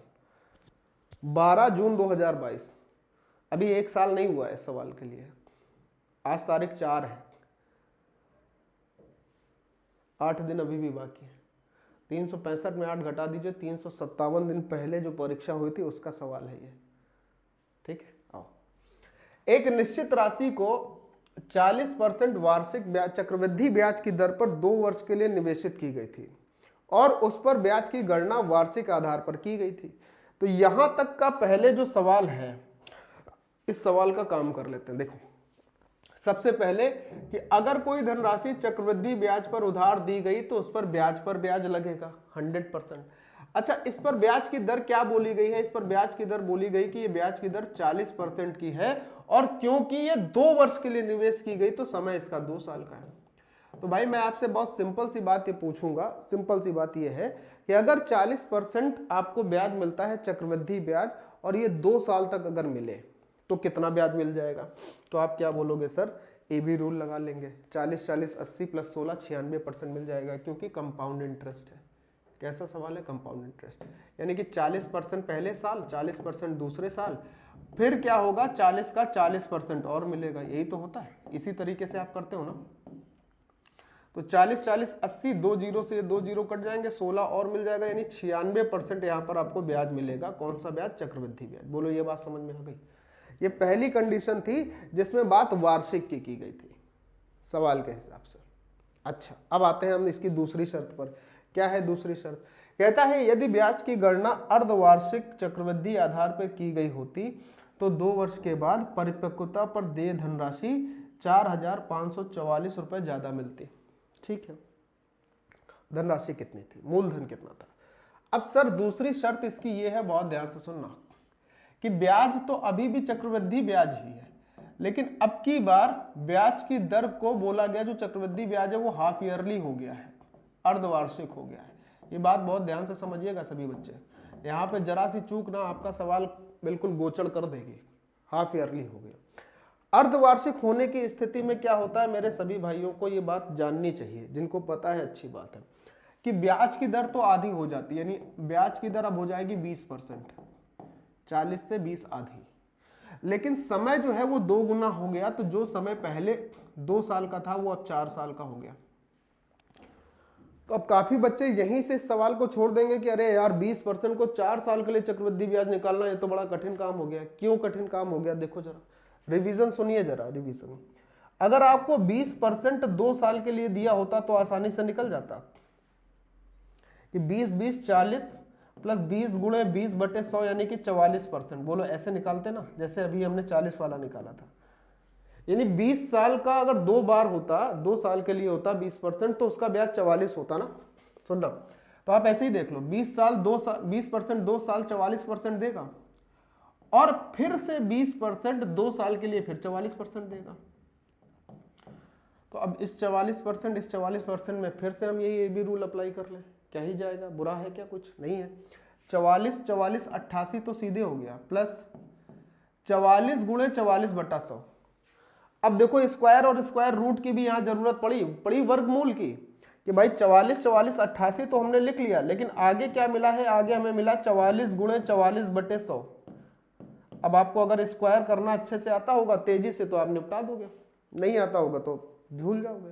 38 यानी कि 44 50 से 6 कम है, 6 और कम कर दो 12 हो गया। 12 कम होने का मतलब 38, 38 का आधा 19 और 6 कम था तो 36, यानी कि 44 का वर्गमूल होगा जाके आपका वर्ग होगा 1936, और 1936 को अगर आप 100 से डिवाइड करोगे तो 19.36 और आएगा। जोड़ लीजिए, 88 और 12 हो गया आपके पास 100, 5 7 और हो जाएगा ना, तो 107.36% यहां पर ब्याज मिलेगा। ये आपको कैलकुलेशन आपको देखनी है। क्या कोई भी कैलकुलेशन मैंने यहां किसी काट पीट कर करी है? यहां पर चीजें जो लिखी हैं आपको सिर्फ सिखाने के लिए लिखी हैं, इनकी जरूरत थी नहीं। कोई कैलकुलेशन बिना काटे पीटे आप देख पा रहे हो, बिल्कुल साफ सुथरे ढंग से मैंने बताते हुए आपको लिख दी। ये इसलिए लिखी क्योंकि जो चीजें मैं आपसे करने के लिए कहता हूं ना, उस पर मैं खुद काम करता हूं। अब देखो, तो भैया अब मुद्दा ये है कि पहली बार पहली कंडीशन में से 96% ब्याज मिल रहा था चक्रवृद्धि ब्याज, और दूसरी कंडीशन में से 107.36% का चक्रवृद्धि ब्याज मिल रहा है। तो दूसरी स्थिति जो है उसमें कितना ज्यादा ब्याज मिल रहा है भाई? 7 4 11 11.36% ज्यादा ब्याज मिल रहा है। बोलो हाँ या ना। और इसी 11.36% ज्यादा ब्याज मिलने के कारण उसे कितने रुपए में अधिक ब्याज मिला है? 4544 रुपए। बहुत ध्यान से सुनिएगा, ये बराबर हो जाएगा 4544 रुपए का। और दुनिया का प्रत्येक बालक ये जानता है कि 11 चौको 44 होता है और 36 चौको 144 होता है। मतलब 1136 से 4544 400 बार डिवाइड होगा, क्योंकि 2 अंक पर दशमलव लगा था ना, तो ये दशमलव हटाओगे तो 2 जीरो और बढ़ जाएंगे। तो इससे इसको डिवाइड करेंगे तो 1% का मान आपके पास आ जाएगा 400, और यदि 1% का मान 400 आ गया तो मूलधन होगा 100%, और 400 में आपको 2 जीरो और बढ़ा देने होंगे, यानी मूलधन जो होगा बच्चा 40,000 होगा। ऑप्शन डी सही जवाब। लेवल 5 का क्वेश्चन था, ऐसे ही कोई चिंदी पिंदी क्वेश्चन तो था नहीं। और अगर मैं आपसे बोलूं ना भाई ये इस क्वेश्चन को मुंह जवानी किया जा सकता है, तो ये कोई अतिशयोक्ति नहीं होगी। जो बच्चे लेवल 5 यानी सीबीटी 2 में सेलेक्ट हुए हैं, एनटीपीसी में सेलेक्ट हुए हैं फाइनली, उनसे जब मेरी बातचीत होती है तो वो बोलते हैं कि सर इस प्रकार के सीआई के सवालों को भी आपने ऐसे समझाया था जिसकी प्रैक्टिस हम लोगों ने करी है, और फिर सर वो मुंह जवानी होने लगे थे। तो मैं आपसे सिर्फ ये जानना चाहूंगा कि अगर वो बालक कर सकते हैं तो आप नहीं कर सकते हैं क्या? कर सकते हो ना? सेशन अच्छा लग रहा है, लाइक करो, फिर जल्दी से शेयर भी कर देना। ठीक, अगला सवाल देखो भाई, जेई का सवाल। सारे सवाल आपको मिलेंगे, जेई का हो, आरपीएफ का हो, ग्रुप डी का हो, एनटीपीसी का हो, डीएफसीसीआईएल के लिए हो, और आरपीएफ का हो, सब मिलेगा। यही तो खूबसूरती है मेरे प्रैक्टिस सेट की, मजेदार चीजें और बड़ी तसल्ली के साथ, कोई हड़बड़ी नहीं, कोई जल्दबाजी नहीं, सिखाऊंगा, पूरा सिखाऊंगा। यदि 64 रुपए की राशि 2 वर्षों में बढ़कर 83 रुपए 20 पैसे हो जाती है तो साधारण ब्याज की उसी प्रतिशत दर पर 86 रुपए की राशि 4 वर्ष में कितनी हो जाएगी? तो अब एक पॉइंट आपको यहां देखना, ये कह रहा ना उसी प्रतिशत दर पर। आपको दर पता हो जाएगा तो आपका काम आसान हो जाएगा। ठीक है, कैसे जरा देखे दर। भाई 64 रुपए का मूलधन था, ये 64 रुपए का मूलधन बढ़कर 83 रुपए 20 पैसे के मिश्र धन में बदल गया। कितने वर्ष में? 2 साल में। तो अगर मैं आपसे पूछूं कि यहां पर साधारण ब्याज क्या मिला है, तो आप बताने में कोई संकोच तो नहीं करेंगे कि 64 प्लस 16 80, 16 और 3 19 रुपए 20 पैसे ब्याज मिला है। टोटल ब्याज कितना मिला? 19 रुपए 20 पैसे। कितने साल में? 2 साल में। भैया 2 साल में 64 रुपए पर 19 रुपए 20 पैसे ब्याज मिला। तो अगर हम कहें कि 1 साल का साधारण ब्याज क्या होगा, तो आप बोलोगे सर इसका आधा हो जाएगा। कितना आधा हो जाएगा? 2 9 18, फिर 1 बचेगा, 2 6 12, यानी सर 1 साल का जो ब्याज होगा ना वो 9 रुपए 60 पैसे होगा। कितने रुपए पर? 64 रुपए पर। तो अगर 1 साल में 64 रुपए पर 9 रुपया 60 पैसे ब्याज मिलता है मूलधन 64 पर, तो ये कितने प्रतिशत दर पर मिल रहा है? तो हमें 100 का गुणा कर लेना होगा।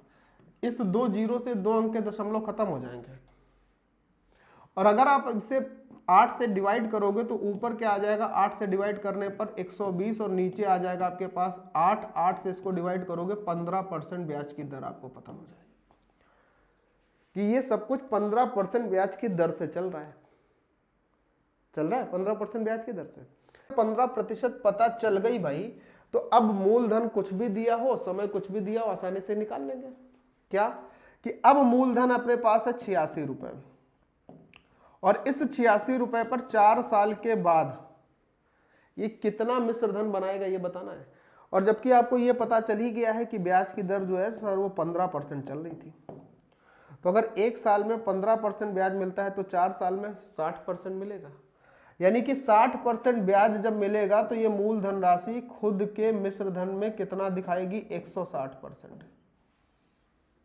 बस गुणा भाग करके गेम खत्म कर दो, आंसर आ जाएगा। बताओ 137 रुपए 60 पैसे किसको आंसर दिखाई देगा? बोले सर इतनी जल्दी से क्यों? इतनी जल्दी से क्यों? कोई कठिन है क्या? 0 से 0 कट गया, 1 0 और काट के दशमलव लगा देंगे, 1.6। तो अब 86 का गुणा जब 1.6 में करोगे तो इकाई का अंक तो 6 ही मिलेगा ना, और इकाई का अंक 6 में सिर्फ इसी में तो है, 0 के बाद इसी में तो है। तो आपका जो जवाब होगा कि उसके बाद जो मिश्र धन राशि होगी वो 137.60 होगी। ये आपका आंसर हो जाएगा। कम कैलकुलेशन में सवाल को इफेक्टिव ढंग से करने के सबसे बेस्ट मेथड मैं आपको बता रहा हूं। समय भले इसलिए लग रहा है क्योंकि मैं आपको सिखाने में पूरी तरीके से अपने आप को तत्पर पा रहा हूं, और मुझे बड़ी खुशी है इस चीज की कि मैं आपको बहुत अच्छे से सिखा रहा हूं, अपना 100% देने का प्रयास कर रहा हूं। आप भी इस बात से सहमत हो तो कमेंट जरूर से करके बताइएगा कि सर नहीं बात सही है। भले ही आप थोड़ा देर से समय लेकर पढ़ा रहे हैं, लेकिन आप ऐसे ही पढ़ाइए या तेजी से पढ़ाइए, जैसा आपको उचित लगे। ठीक है, चलिए देखो अगला सवाल, सवाल नंबर नेक्स्ट आया है। एक्स वाई और जेड की वर्तमान आयु 44 वर्ष है। वर्तमान औसत आयु, ये भी ध्यान रखना है। 8 वर्ष पहले एक्स और वाई की औसत आयु 38 साल थी, 8 साल पहले। तो जेड की वर्तमान आयु कितनी होगी ये आपसे पूछ रहा है। अब भाई ये सवाल ऐसा है लेवल 5 का कि अगर आपकी प्रैक्टिस अच्छी है पढ़ते पढ़ते तो आप आंसर दे देंगे सर 40 साल, पढ़ते ही पढ़ते। लेकिन बस वही चीज है कि प्रैक्टिस अच्छी है कि सिर्फ उसका ढोंग, ये बहुत बहुत जरूरी है। देखो हम आपसे कह रहे हैं कि अगर एक्स वाई और जेड इन सभी की औसत आयु अगर 44 साल है वर्तमान में, तो इन सभी की आयु का जो योग होगा वो कितना होगा? 3 का गुणा करके, यानी कि 132 साल होगा कि नहीं होगा? ये एक्स वाई जेड की कुल उम्र होगी, टोटल एज होगी आज वर्तमान में। बोलिए हाँ या ना, होगी कि नहीं? 132 साल। भाई जितने लोग थे उसी 3 से गुणा करके हमने कुल योग निकाल लिया उनकी आयु का।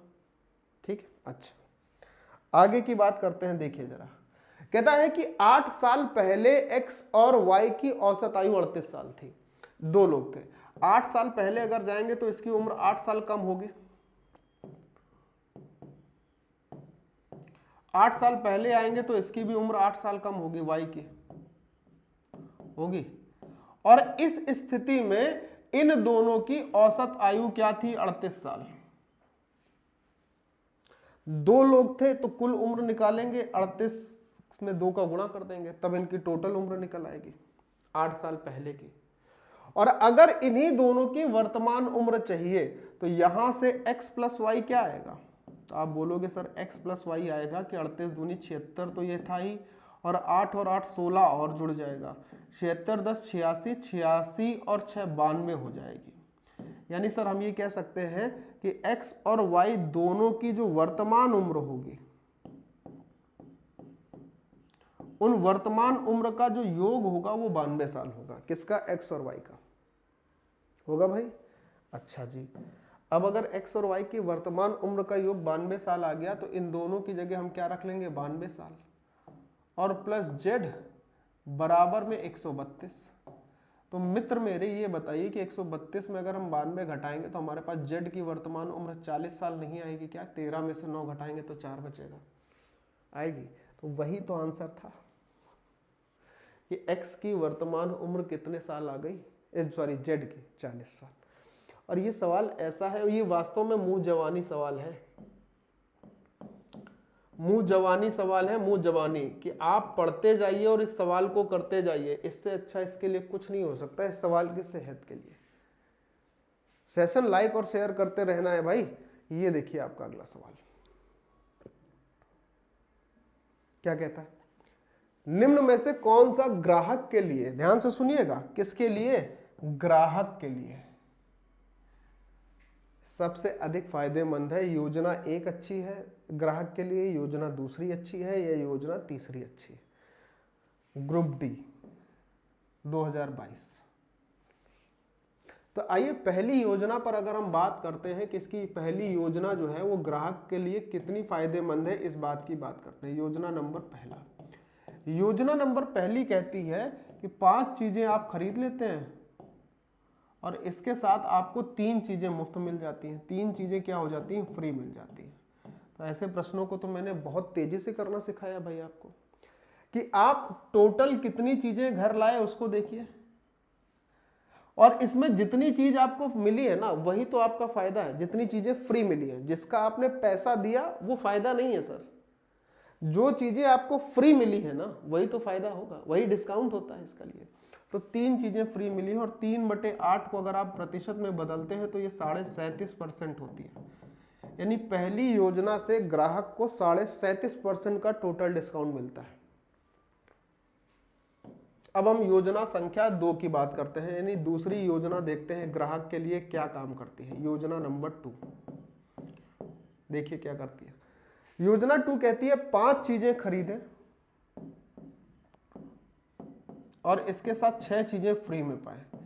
तो काफी बच्चों को ये लगता है ना कि अच्छा 5 ही का पैसा देना और 6 फ्री में मिल रही है, तो क्या ये फायदेमंद हो सकती है? आइए देखते हैं। टोटल कितनी चीजें घर लाए? 5 का पैसा दिया, 6 फ्री मिली, टोटल 11 चीजें घर लेके आए, और इसमें फायदा आपका 6 का है। 6/11, 1/11 क्या होता है? 9.09% होता है। भाई आपने ही पढ़ा है ना, ये रिवीजन वाला हिस्सा है, अब आपको ये भी ध्यान रखना होगा। इसमें बड़ी कंफ्यूजन रहती है, सुनिए जरा ध्यान से। परसेंट आपको आता तो है, लेकिन परसेंट कितना आता है ये भी आप देखो ध्यान से। आपसे बोला 1/11 अगर होता तो 1/11 का मतलब होता है 9.09%, या इसी को हम लोग 9 सही 1/11% कहते हैं। जरूरत होती है इसकी। अगर 1/9 होता तो इसका मतलब क्या होता है? इसका मतलब होता है 11.11%, और इसको हम लोग भिन्न में लिखते हैं 11 सही 1/9%। आपको दोनों चीजें पता होनी चाहिए। एक बात पता है तो घातक है, आधी जानकारी हमेशा घातक होती है। अदजल गगरी छलकत जाए।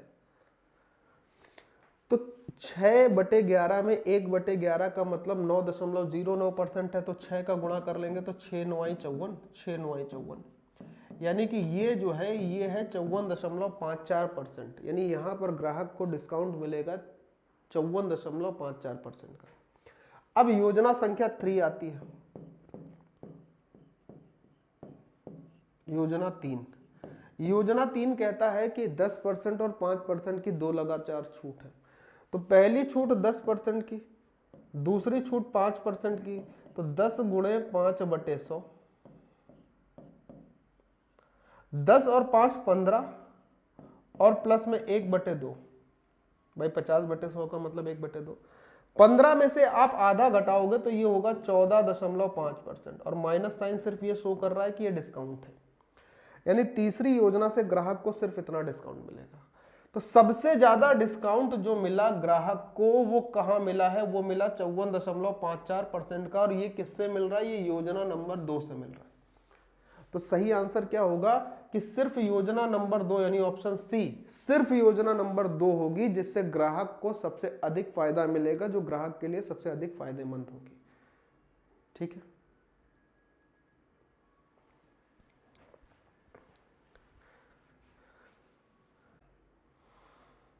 अगला सवाल देखेंगे भाई। ये देखिए नेक्स्ट क्वेश्चन।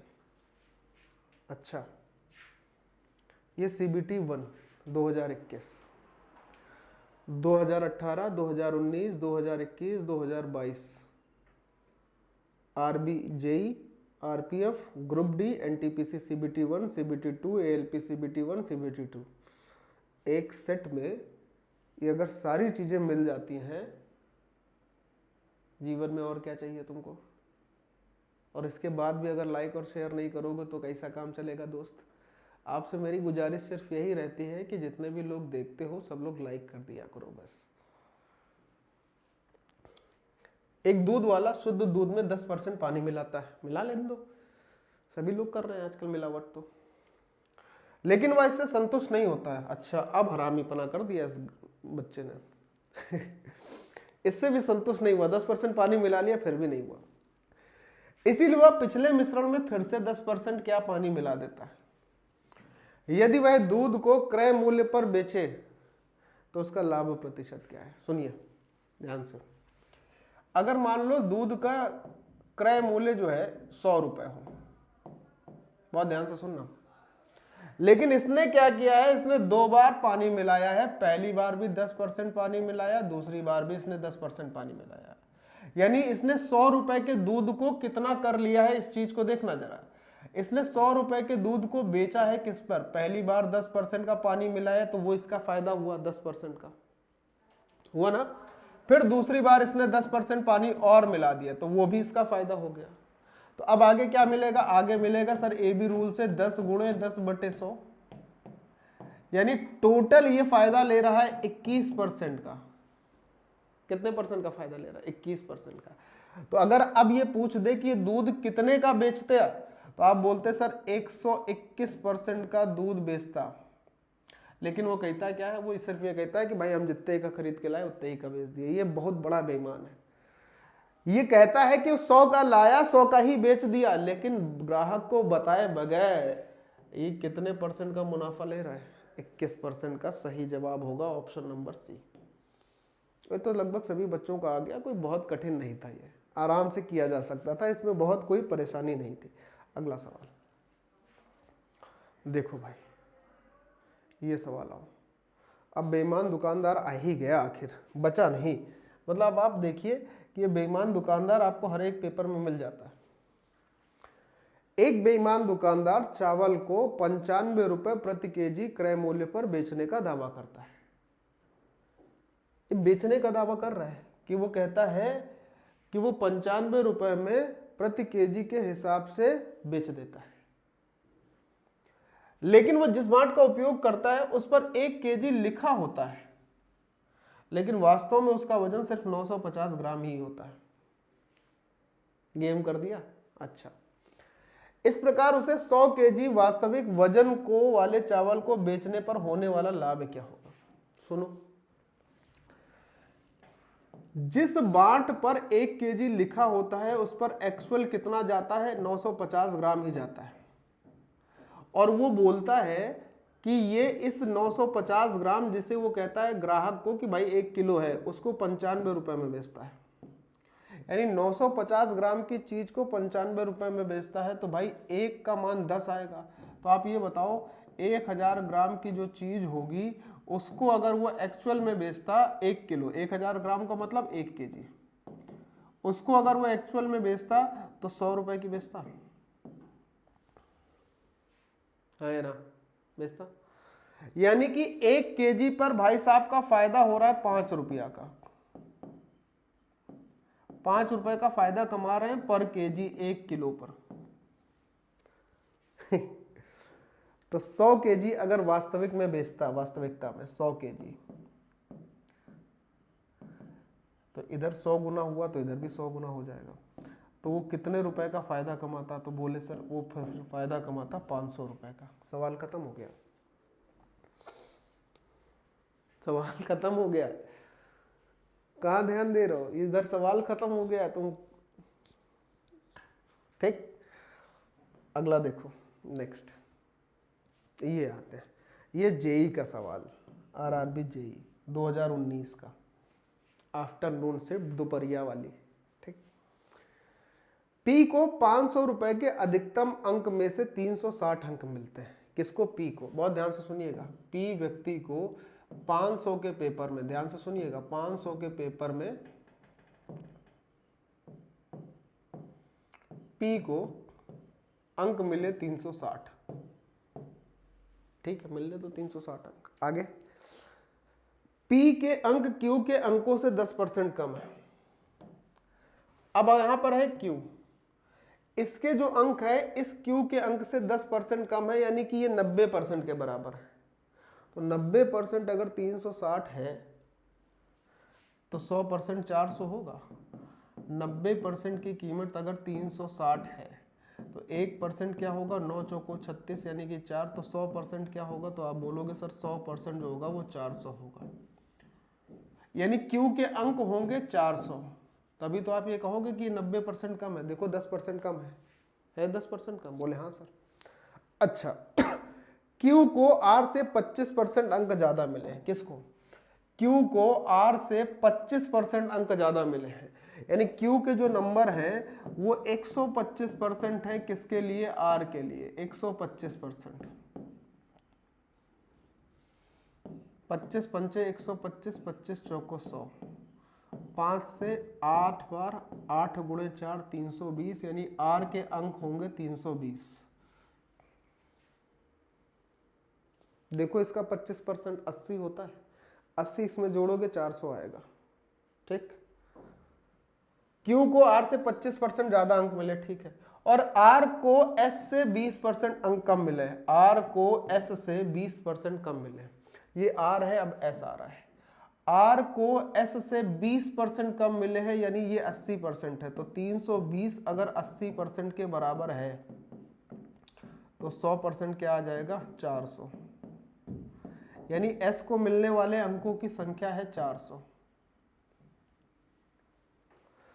एस के अंकों का प्रतिशत ज्ञात कीजिए जबकि सभी के लिए अधिकतम अंक जो है वो 500, यानी इसका भी पेपर 500 का ही होगा अधिकतम अंक, इसका भी पेपर 500 का ही होगा यानी अधिकतम अंक, और इसका भी पेपर 500 का ही होगा यानी अधिकतम अंक।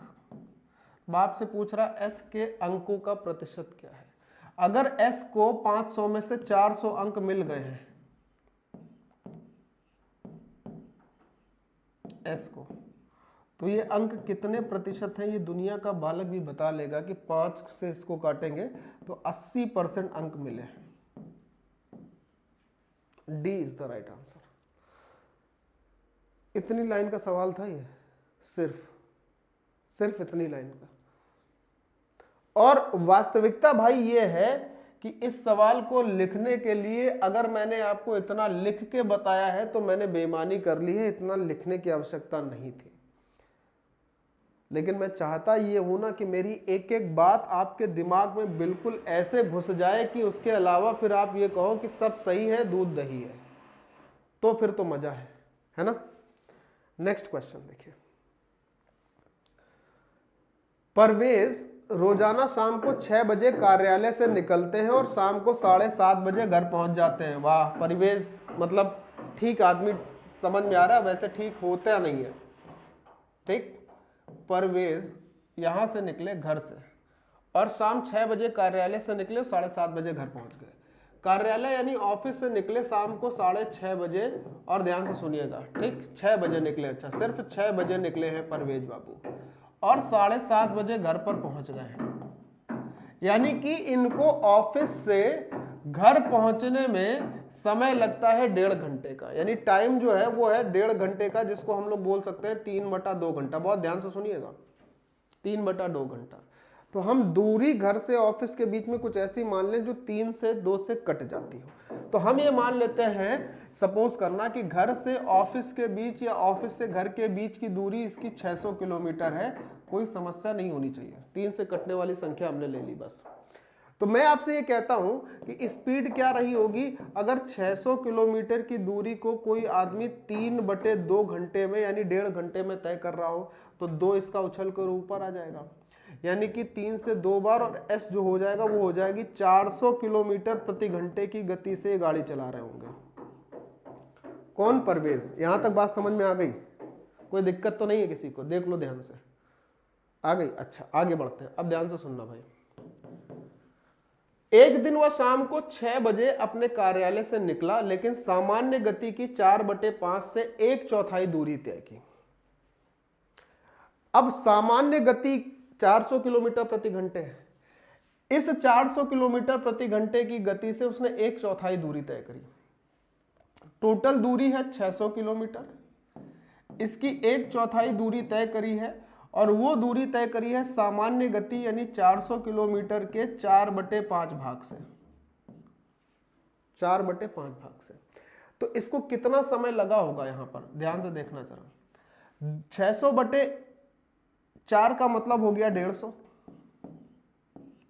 और 5 8 40, 8 चौको 20, यानी कि 320 से ये दूरी तय करी।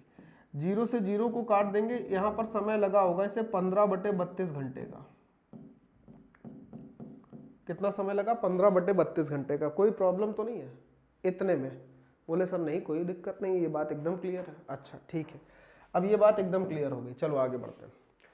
यदि परिवेश तय समय पर घर पहुंचने में सफल हो जाता है, तो यात्रा के शेष भाग में परिवेश ने अपनी चाल सामान्य गति कितनी बार यात्रा करी, यानी यात्रा के शेष भाग में परिवेश ने अपनी सामान्य गति से कितनी बार यात्रा की है।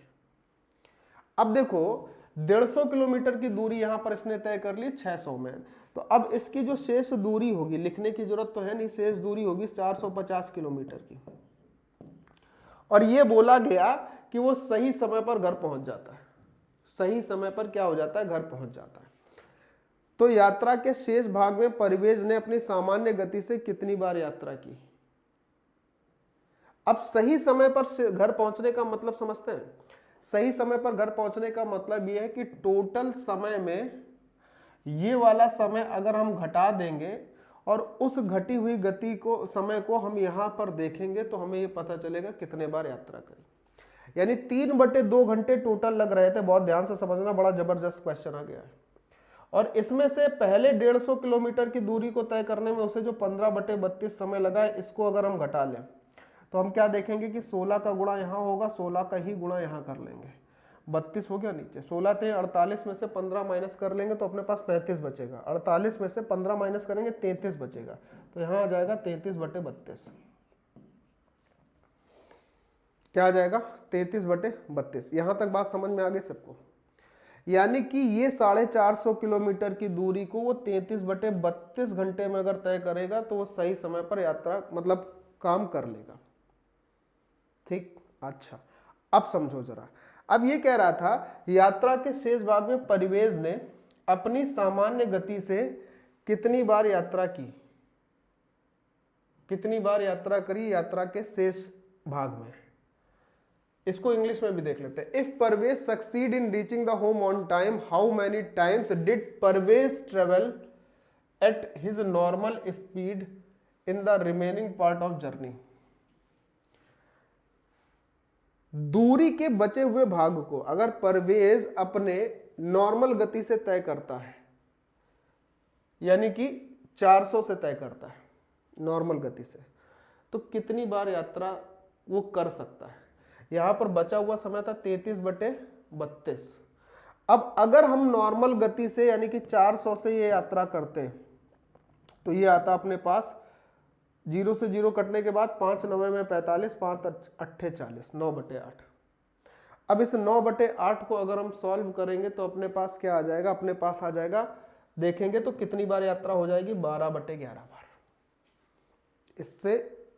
इससे इसको डिवाइड कर लेना, क्या आ जाएगा, 12/11। तो ये एक बहुत शानदार सवाल था। अच्छा, इसमें मैं आपको एक चीज और बताना चाहूंगा, वो ये बताना चाहूंगा भाई कि जरूरी नहीं कि हमने यहां पर अगर 600 किलोमीटर माना है तो आप भी 600 ही मान के ही करेंगे तभी उत्तर आएगा। नहीं सर, आप इनके घर, ऑफिस से घर के बीच की दूरी को कुछ भी ऐसा मान लीजिए साधारण तरीके से जो 3 से आसानी से कट जाता हो। आप 6 मान लो, 3 मान लो, 600 मान लो, 30 मान लो, 15 मान लो, 45 मान लो, जो आपकी इच्छा करे आप उसको मान लो। ठीक, तो मुझे पूरी उम्मीद है कि ये सवाल आपको बेहतर ढंग से समझ आ गया है। अच्छा, अब छोटी सी बात और, भाई जिन बच्चों को अभी भी मैथ में समस्याएं आ रही हैं उन सभी से रिक्वेस्ट ये है कि आप इस बैच में अगर अभी तक इनरोल नहीं कर रहे हैं या नहीं किया है तो इस बैच में तुरंत इनरोल कर लीजिए, क्योंकि जैसे ही एग्जाम की डेट आएगी इस बैच की फीस बढ़ जाएगी। तो जितने लोगों ने अभी तक इस बैच में इनरोल नहीं किया है, बिना किसी देर सवेर के, बिना कुछ सोचे समझे आप इसको इनरोल कर लो। और विश्वास मानिए कि ये बैच अगर आप मैथ का सही ढंग से पढ़ लेते हैं, रिवीजन कर लेते हैं, नोट्स बना लेते हैं, तो आप वनडे एग्जाम में कोई भी एग्जाम दीजिए, रेलवे ही नहीं कोई भी एग्जाम दीजिए, 100% निकलेगा। पूरी की पूरी अर्थमेटिक, पूरी की पूरी एडवांस, डीआई वाला टॉपिक प्लस कैलकुलेशन कैसे करनी है, जिसमें आपको बहुत सारी एप्लीकेशन इसमें मैंने सिखाई है, इसको आपको मिलेगी। साथ ही साथ क्लास की पीडीएफ मिलेगी, क्लास एनोटेशन वाली, और क्लास की जो क्वेश्चंस की पीडीएफ है। बाइलिंगुअल कंटेंट मिलेगा, अपडेटेड तो रहता ही है, ये तो आप जानते ही हो। बेस्ट अप्रोच मैं आपको दे ही रहा हूं, हमेशा देता हूं और आगे भी दूंगा। प्रीवियस ईयर क्वेश्चंस के साथ करना क्या है आपको, सबसे पहला काम तो माई पाठशाला की एप्लीकेशन डाउनलोड करके रेलवे वाले सेक्शन में आकर, अगर आप डिस्काउंट लेना चाहते हैं, अपने जेब पर ज्यादा बोझ नहीं डालना चाहते, तो आपको एक कूपन कोड यूज करना होगा जिसका नाम है AD10। और यदि आप बहुत अमीर हैं, डिस्काउंट नहीं चाहिए, तो आप नॉर्मली एप्लीकेशन से ले सकते हैं। सपोर्ट के लिए, बात करने के लिए, इंक्वायरी लेने के लिए यहां पर एक नंबर लिख दे रहा हूं, 6393125760। इस पर आप कॉल करके पूरी इंक्वायरी ले सकते हैं। ठीक, तो कल फिर आपसे मुलाकात होगी शाम को 3:30 बजे। तब तक अपना ध्यान रखिएगा और कमेंट बॉक्स को भरपूर तरीके से भर दीजिएगा, ये बताते हुए कि आपको क्लास कैसी लगी, पढ़ाने का तरीका कैसा लगा, कंटेंट कैसा लगा। बाय बाय, जय हिंद एंड टेक केयर।